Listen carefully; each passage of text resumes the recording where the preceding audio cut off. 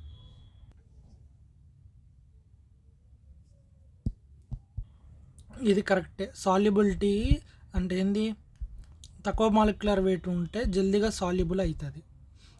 Pressure is ఈ directly proportional to solubility. Temperature చాలా తక్కువ టెంపరేచర్ ఉంటే ఎక్కువ సాల్యుబుల్ అవుతుంది. ఇప్పుడు నెక్స్ట్ చెప్తున్నా. నెక్స్ట్ ఏంది, ఇది ఇదే లాజిక్లో ఒకసారి మళ్ళీ చెప్తాను.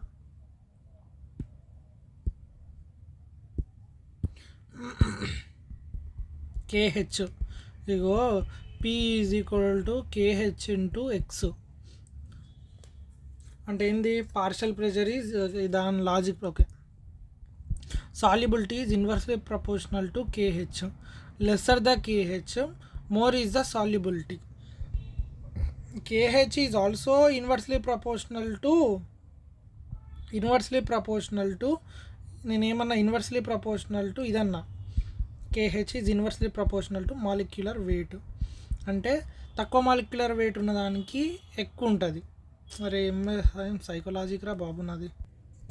ఓకే, చెప్పేది ఏంటంటే solubility is inversely proportional to KH. Solubility is inversely proportional to molecular wait. తక్కువ మాలిక్యులర్ వెయిట్ ఉన్నదానికి ఎక్కువ డిజాల్వ్ అవుతుంది, గుర్తుపెట్టుకో. అదే మీనింగ్. అంటే ఏంది, KH is directly proportional to molecular wait. ఇది దీనికి ఇన్వర్స్ అయినప్పుడు ఇది కూడా దీనికి ఇన్వర్స్ అయినప్పుడు ఈడు కలుస్తాడు కదా.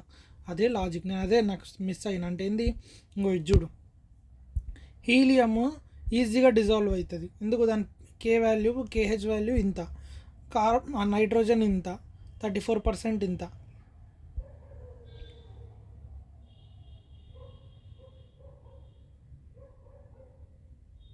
కాదు, ఇది కూడా కరెక్టే.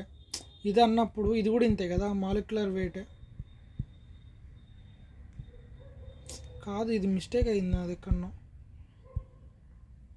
ఇన్వర్స్లీ ప్రపోర్షనల్ అంటే తక్కువ మాలిక్యులర్ వెయిట్ ఉన్నదానికి ఎక్కువ. అదే నేను ఇక్కడ చూడు వాల్యూ ఎక్కువ ఉంది కాబట్టి తక్కువ డిజాల్వ్ అవుతుంది. ఏమోరా.